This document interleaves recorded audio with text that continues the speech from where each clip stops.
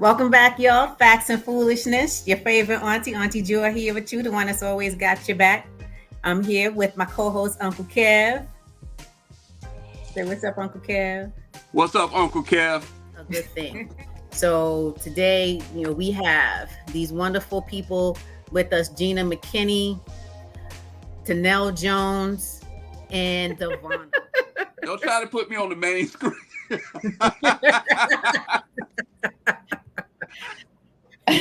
I'm out here defending, man. I can't even believe this.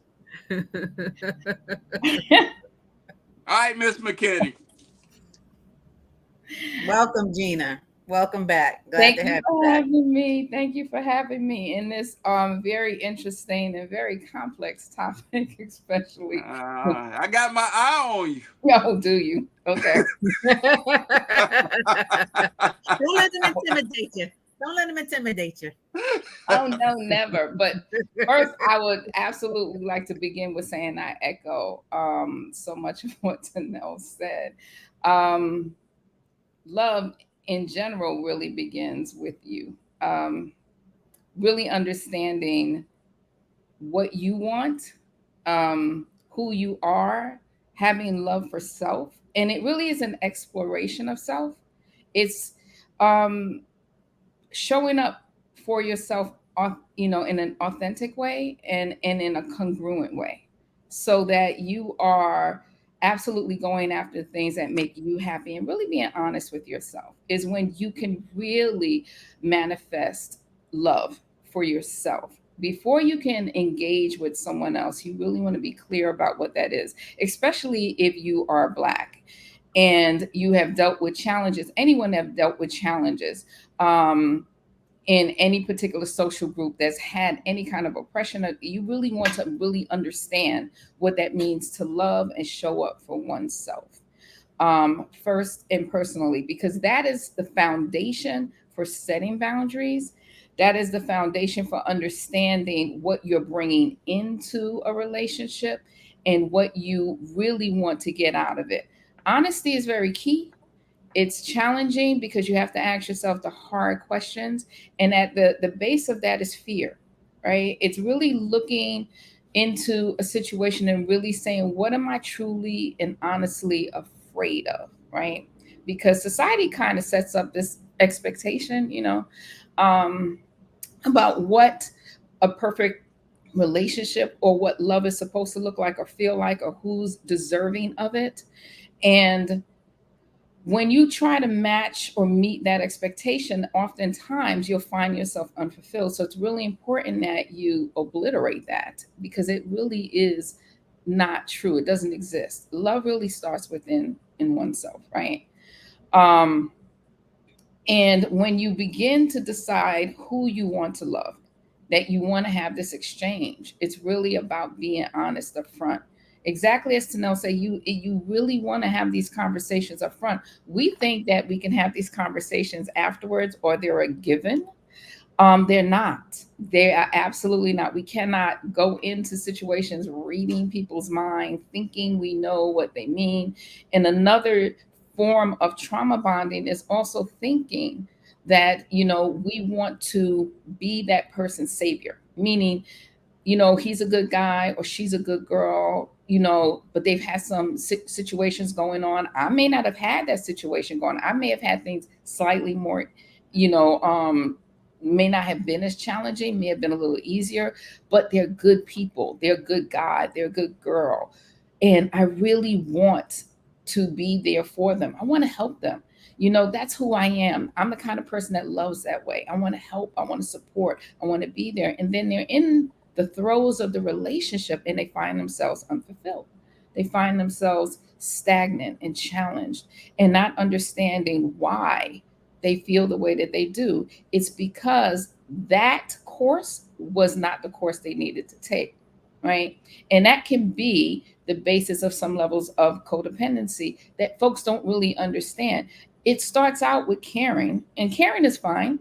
You can love someone that way, but when it becomes this wanting to save or doing it because it makes you feel good, or wanting the person to love you because of what you do, that can also be very challenging in a relationship and can lead to it being unfulfilling.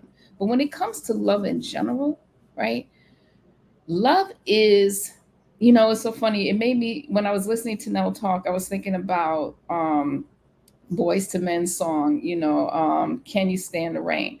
And I know it was a fan favorite for many people. They love the song. But lyrically, if you really listen, one of the key things they say is, can you stand the rain? Like, can you handle this? Will you stick around? Will you invest so much that when things get tough, that you're not going to flee? Is your love conditional or unconditional?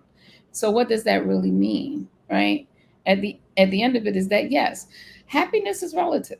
It comes. It's really about, can we together find contentment, and can we weather the storm together? Are we willing to do that? So how do we feel about where we live? How do we feel about finances? What is my expectation about finances for me as a woman, or you as a man, or if we're in the same sex relationship, or we're transgendered, whatever the case may be? What are our roles, and what is the expectation of our different roles? How does our past influence the way we see a relationship, our expectations? Even till this day, no matter how many times Black women do well and earn money, they still, majority, still expect Black men to lead. So what does that mean? Sometimes financially it's tough for our Black men to lead because the economy doesn't allow it. And then what does that mean is that many times they don't feel adequate. And if a man doesn't feel adequate and doesn't feel like they can provide, it's going to be very hard for them to truly invest. Sometimes they feel like it's better for them to be in these casual relationships because the responsibility is not as much, right? It's not as much as a marriage or a committed relationship. So that's why they don't sometimes engage in these committed relationships, because then they are responsible, right, for stepping up, and maybe they don't. And maybe they don't believe they step up personally. Maybe the woman or their partner, a man, whatever it is, whatever their relationship dynamic is, maybe they are to that other partner stepping up, but to themselves, that's why it's important that you do personal work. Because if you don't believe that you are ready, and that you are worthy, and that you can really connect with someone equally, of course, you're not going to be able to give your best in a relationship. So that's what are some of the dynamics that I have encountered in my practice with couples or with individuals who are in relationships, and they discuss what's going on with their partner, the frustration that they feel, right? And what they want, how they want to get in or get out. But love really is, it's all of those scientific endorphins and everything you feel. It's the attractiveness, it's the emotional part of it, but it's also very functional too. Love really has a lot to do with commitment. It has a lot to do with patience. It has a lot to do with not holding a record of wrong against someone, not being not splitting in terms of everything being right, or everything being always, never, or always. It's really about what you say. Words really matter in relationships. Words matter. We think it don't. We think it doesn't matter. I remember my mom, when I was younger, she used to tell me, sticks and stones will hurt your bone, but words will never hurt you. That's a lie. It was a lie then, it's a lie now. Words hurt, and sometimes people, it destroys, and people can't move away from it. And we have to remember key things like respect. Respect is very key. And sometimes partners, sometimes women, or the what we call the certain partners want to feel more protected. They're more concerned with feeling protected and what that means. So it's really about understanding. The only way you get to that is with real honesty, and asking yourself, and then together really asking each other the hard questions, and really being willing to embrace the fear of, maybe this is not the right connection because it feels good, but maybe it's not the right connection because we don't want, or we're not wired the same way, or there's an incongruence in our future. and maybe we need to do some individual work before we come together. Or what am I willing to compromise? What am I willing to change? But love for self, particularly in the Black community, is impacted by a number of things, right? Because no matter what we say, we can speak to white supremacy, which is very true, right? And we talk about racism and we're against it in our community, we fight for it, but we model our relationships after white families. I got a question. I got a question. I'm sure you do. Joy don't have any questions. Don't speak for me. Scientist. Don't speak for me. She's a scientist. My question is this. I got a few, and I you said something about the man leading, that we still, and you just kind of spoke to that, saying that we follow the traditional model, and in the traditional model in this particular country, it is portrayed as patriarchal, as the man leading. Yes. And that is tied to finances.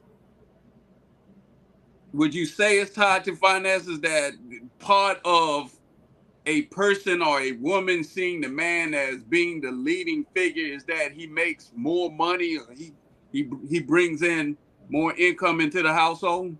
It is tied to finances, yes. It can be perceived that way, yes, by the woman and by the man.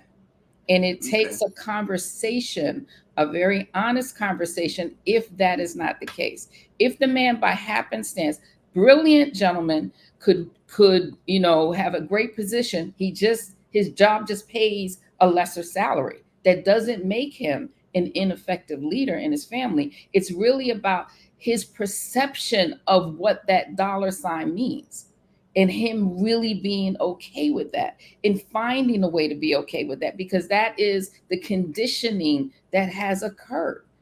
And it's peeling that away, peeling that back, peeling that away, undoing that belief that that's what defines you, is the amount of money you make. And if you truly are partnered with the right person, woman or man, and that person is really like, no, the money doesn't matter, it doesn't define you. It's really about us coming together. We now have this amount of money together. We're going to spend it together. You still get to I still follow your lead. How are we going to spend this? I trust you. And the gentleman demonstrates that he can be trusted with it. Then yes, this is the way that in your family system, you can support that and negate what society has imposed on you, and particularly on our Black men, in them making less money, even deliberately, not just because, it's just the way that it's systematic, and many times why sometimes Black men just earn less pay. I see you put an emphasis on that, and Gina McKinney. And the man and the perception. I asked that question because, first of all, do we recognize that statistically Black men still out earn Black women in this country? I mean, statistically, they still do. Yeah. I mean, the media narrative is somehow that the Black man is making less money, and now the Black woman is making more money and opening more businesses, which is laudable, and I support that. Don't get me wrong, but I'm here to say, when you define lead so many times is being defined as a financial thing, and there are so many other things that come into leading, right, or contributing to a household. Right. When I say lead, I'm not talking about simply financially. I'm talking about lead that household emotionally, lead that household psychologically, lead that household if they're spiritually. I'm talking about that way. I'm talking about you lead the family in terms of protection. And the family feels safe under, that patriarchal protection, because he is the lead of the family. Right. And why I say that is because when a man doesn't feel or is unable or unwilling to lead, everyone in that family system will look to him for direction. and there will be chaos, because whatever it is innate within us. We will look to him for guidance. If he's not there, we will look to the mother. We will look to the matriarch. But if the mother and the father is there, unless there is a discordance in that dynamic, typically we will look to the father for that guidance. All right. Do you think this whole lead perception, as it relates to men and women and men being the lead, you think that's a westernized perception? That's something culturally that has been put into the universe primarily by Western culture? I mean, it's debatable. It's Western, it's biblical. I mean, you can't say it's not from other countries. It's just, it's been adopted that this is, I'm not saying that women can't lead or women shouldn't lead. I'm just saying that is, believe it or not, statistically, women still, even though they have garnered major success, still look to men. When you look at failed relationships, especially statistically, and what I deal with, they're still looking for that man to lead. They're not. I mean, you're not gonna get any much of an argument from me. I mean, even if the guy making less money and somebody throw a brick through the house window and come in the house, the woman gonna look at him and be like, "You going to check that out, right?" Correct. They're still looking for him to lead, because just from, if I look at all the people I've dealt with over years, my 30 years, majority of women have said they want to feel protected, and majority of men say they want to feel respected. And right. I have found that to be consistent throughout my experience, that yes, that is what is most important to men, is to be respected, and what's important to women, or to what you would call the person who is willing to be what they call not the dominant partner, is really to feel protected, that no matter what happens, I know that person has me. And it's not that the person, the woman, or the non-dominant partner has the back of the dominant partner. They do, but it's really about, I got you. The money that I make, what I do, even if I bring in $150,000, $200,000, it's to support the family. It's not to take care of the family. It's really the mindset. Whereas that is just what has been the accepted way of thinking. And it has not been, it's influenced by too many different factors. Because still in the church, and the Black church is major, it's still reinforced even in the Black church. What would you say your definition of love is? Again, clinical definition. Well, there is, love. I'm trying to cut Joy off at the. Try as you might. Go ahead. Love is an emotional feeling. It's an attraction. It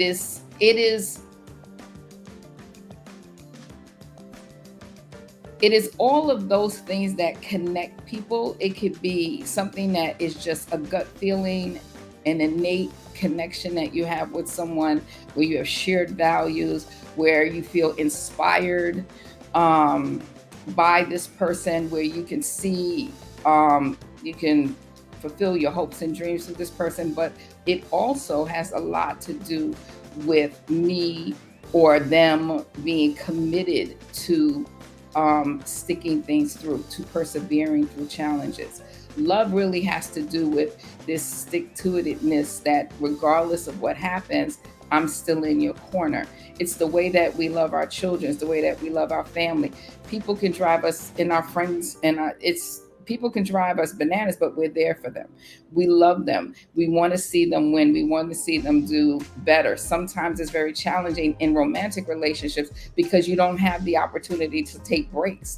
Although some couples can do that. They figure out sometimes we do need a break away from each other. But it's just this unfailing commitment to one another, to